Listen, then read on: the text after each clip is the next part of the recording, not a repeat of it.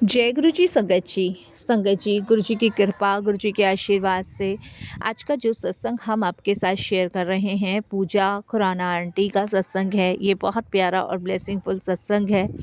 मेरी विनती है आप सभी गुरु परिवार से कि सत्संग को अंत तक सुने, ध्यान से सुने, पूरा सुने। सत्संग का मतलब होता है सत्य का संग, और सत्संग की प्राप्ति जब ही होती है जब गुरु कृपा होती है। तो प्लीज़ साथ संगत जी बिना स्किप के सत्संग को बड़ी श्रद्धा भाव से अंत तक सुनिएगा, ध्यान से सुनिएगा, पूरा सुनिएगा।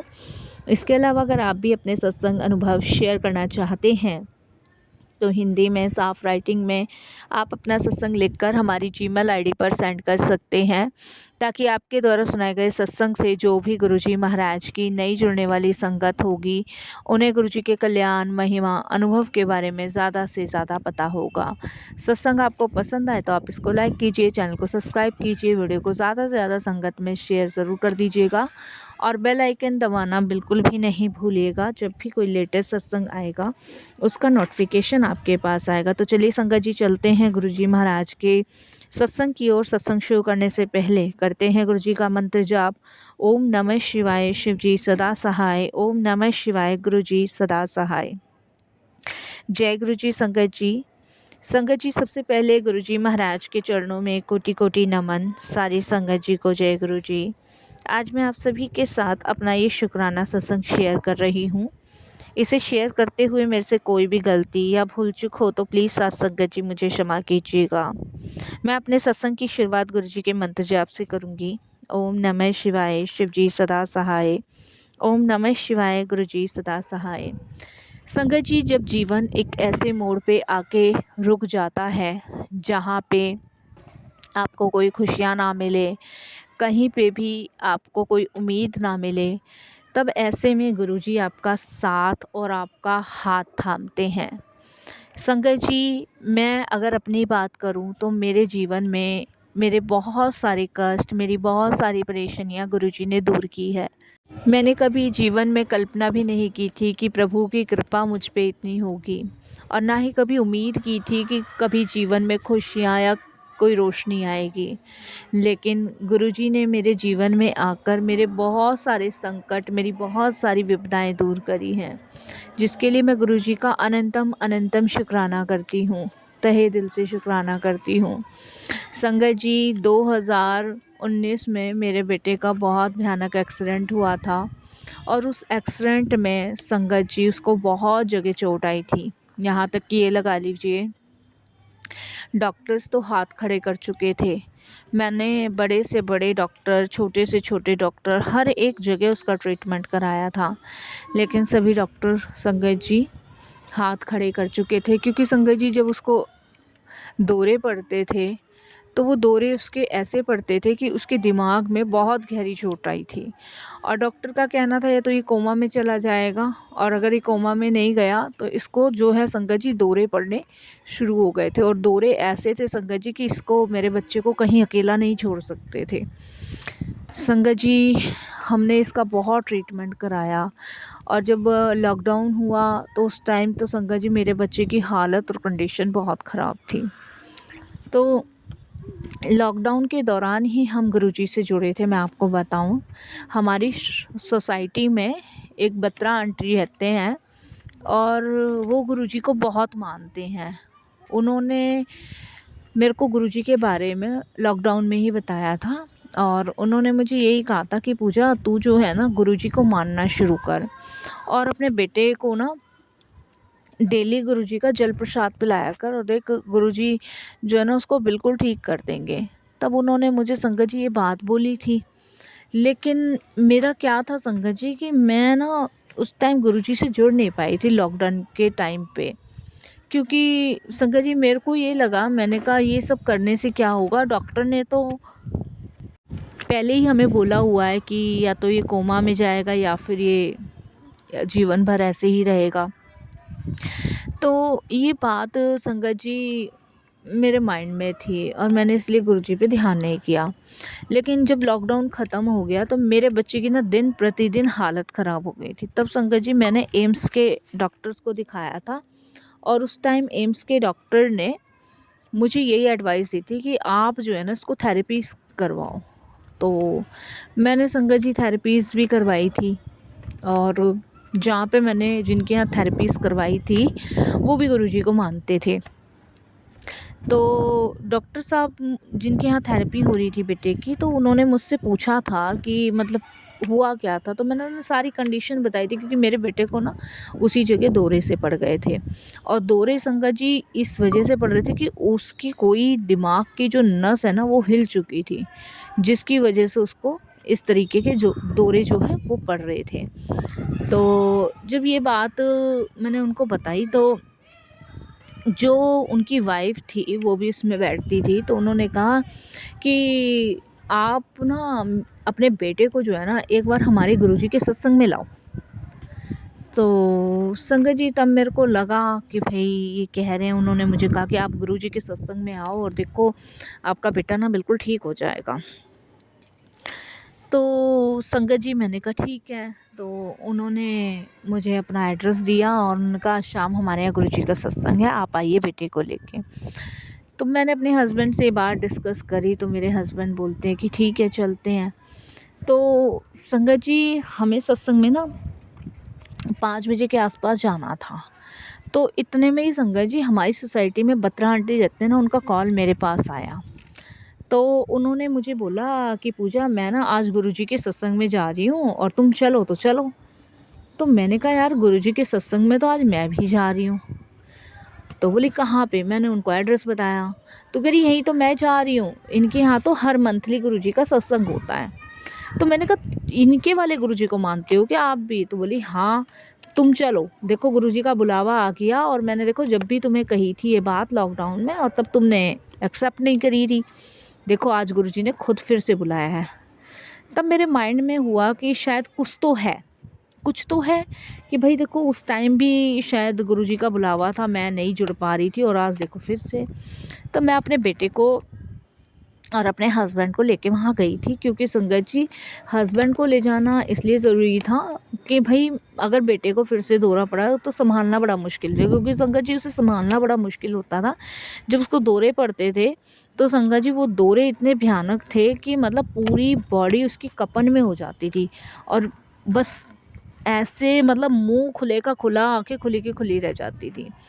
तो संगत जी मैं फिर उसको लेके गई वहाँ गुरुजी के सत्संग में। तो जहाँ पे गुरुजी महाराज का सत्संग था सात संगत जी, तो वहाँ पे मैंने अपने बेटे को बिठाया, और वहाँ पे जो भी संगत बैठी हुई थी वहाँ पे संगत जी पहली बार गए थे, तो मेरे को थोड़ा सा डर भी लग रहा था कि भाई बेटे को कुछ हो ना जाए।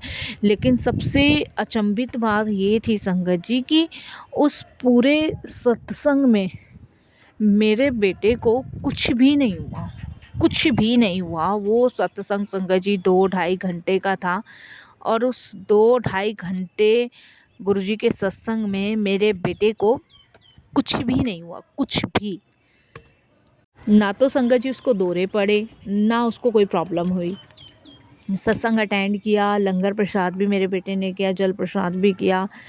अब संगत जी क्या हुआ, जब उसको ये प्रॉब्लम नहीं हुई, बिल्कुल भी नहीं हुई, तो शाम के समय मैं थोड़ा-सा घबराने लगी। मैंने कहा अब इसको फिर से कोई प्रॉब्लम ना हो जाए। लेकिन संगत जी आप बिलीव नहीं करोगे, उस रात भी मेरा बेटा बहुत ईज़िली और आराम से सोया, उसको जब भी कोई प्रॉब्लम नहीं हुई, मतलब बिल्कुल ठीक-ठाक सोया। संगत जी वहाँ से मुझे गुरुजी का एक जल प्रसाद भी मिला था, जिसे मैं लेकर आई थी। मैंने संगत जी उस जल प्रसाद से उसको दवाइयाँ देनी शुरू कर दी अपने बेटे को। संगत जी अब मैं देखती हूँ कि मतलब मेरा बेटा बिल्कुल ठीक सा फ़ील कर रहा है, ठीक सा मतलब बर्ताव कर रहा है। तो संगत जी मैंने क्या काम किया, मैंने फिर बत्रा आंटी को कॉल किया। मैंने कहा भई जब से इसे गुरुजी के सत्संग से लेकर आई हूँ, तब से इसमें कुछ तो चेंजेस मुझे नज़र आए, जबकि डॉक्टर से इतना टाइम हो गया, कोई चेंजेस नज़र नहीं आया। और देखिए संगत जी एक ही बेटा है मेरा।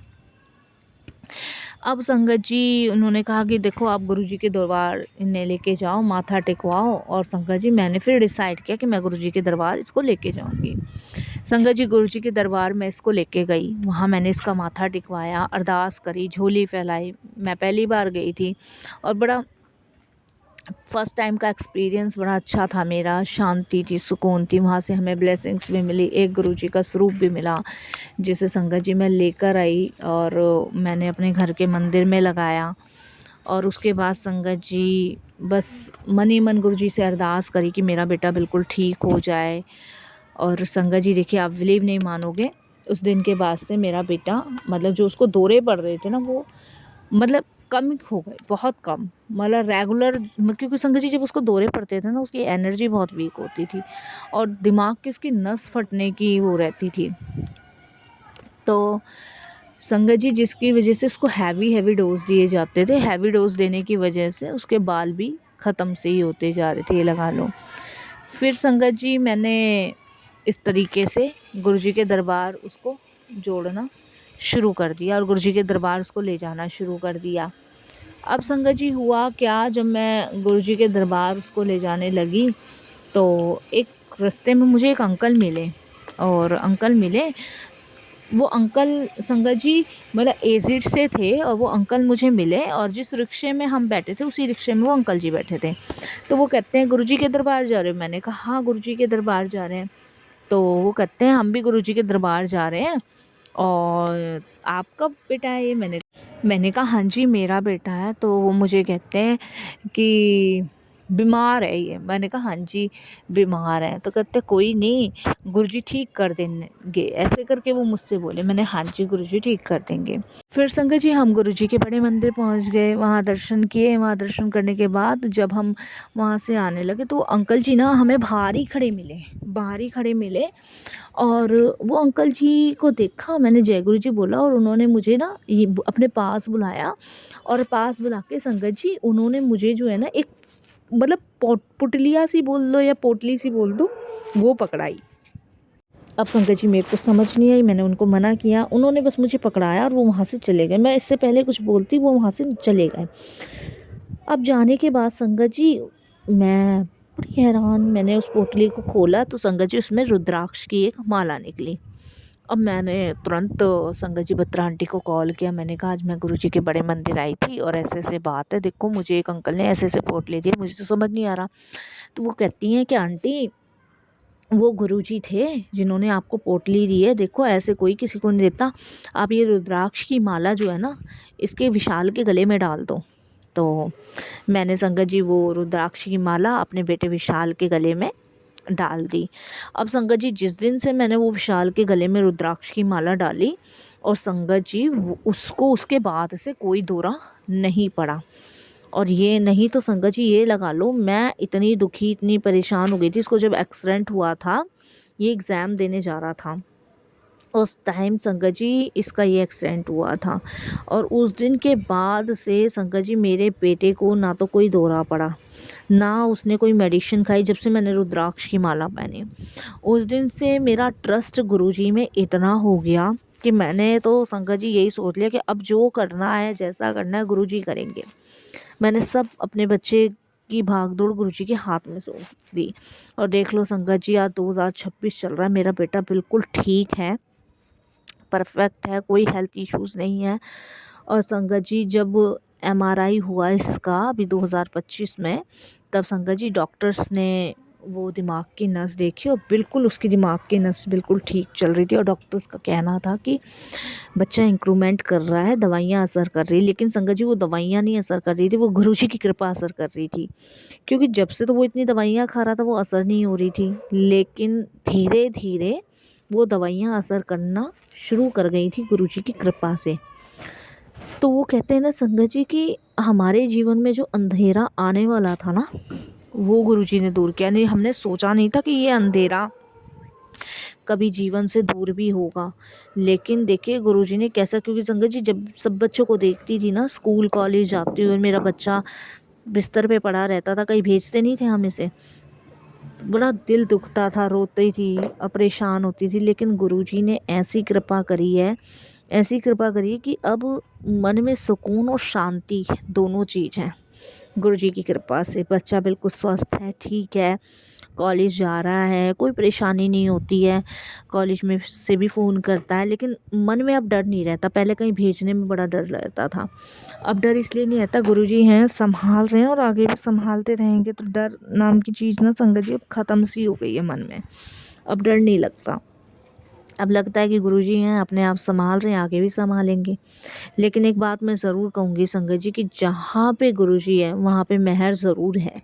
और गुरुजी के दरबार में जो साक्षात चमत्कार है वो कहीं भी नहीं है, कहीं भी नहीं। और मैंने ना कहीं देखा है, ये गुरुजी के दरबार में ही चमत्कार हो सकते हैं। और ऐसे चमत्कार हो सकते हैं संगत जी कि इंसान उस चीज़ को सोच नहीं सकता है। जो संगत जी मैंने प्रत्यक्ष देखा कि उन अंकल के रूप में गुरुजी मिले। नहीं, किसी को क्या ज़रूरत पड़ रही है, आप खुद सोचो संगत जी। और उन अंकल को कैसे पता चला कि वो बच्चा मेरा बीमार है, वो अंकल रुद्राक्ष देने कैसे आए। तो ये सब चीज़ें संगत जी कोई अपने आप नहीं बनी, ये गुरुजी की लीला है, ये गुरुजी की मेहर है। क्योंकि गुरुजी को सब पता है कब कैसे किसको ब्लेस करना है, कब कैसे किसको सही करना है। और समय के अनुसार गुरुजी सब करते हैं। और संगत जी आज मुझे डर भी नहीं रहता, क्योंकि मुझे ये पता है कि गुरुजी साथ में हैं, गुरुजी संभाल रहे हैं, गुरुजी देख रहे हैं, गुरुजी अपने आप सब चीज़ों से बाहर निकाल रहे हैं। तो आज डर भी नहीं लगता, घबराहट भी नहीं होती। बस हर पल गुरुजी का शुक्राना निकलता है कि शुक्राना गुरुजी, आपकी कृपा से सारी चीज़ें हो रही हैं, आपकी कृपा से आज देखो बच्चा भी ठीक है। तो मैं हमेशा गुरुजी का धन्यवाद करती। जो जीवन में अंधकार तूफ़ान था ना, वो गुरुजी ने दूर किया। नहीं तो संगत जी उम्मीद नहीं थी कि कभी मेरा बच्चा ठीक होगा कि नहीं होगा। और एक माँ बाप के लिए संगत जी ये सबसे बड़ा दुख का पल होता है, जब उसका बच्चा किन्हीं ऐसी परिस्थितियों से गुजर रहा होता है जिन्हें आप कभी सोच भी नहीं सकते अपने भी बच्चे के जीवन में। क्योंकि मेरे बच्चे का सारा भविष्य, सारा फ्यूचर उस टाइम ख़राब हो रहा था जब उसको ये दौरे पड़ते थे। आज मेरा बच्चा ठीक है, स्वस्थ है, गुरुजी की कृपा है, मेहर है। मैं संगत जी सभी को यही सजेस्ट करती हूँ कि आप ना जो अपने जीवन में कर रहे हो करो, लेकिन गुरुजी का द्वार मत छोड़ो। क्योंकि कोई भी दवा, कोई भी चीज़ गुरुजी की दुआ से शुरू होती है।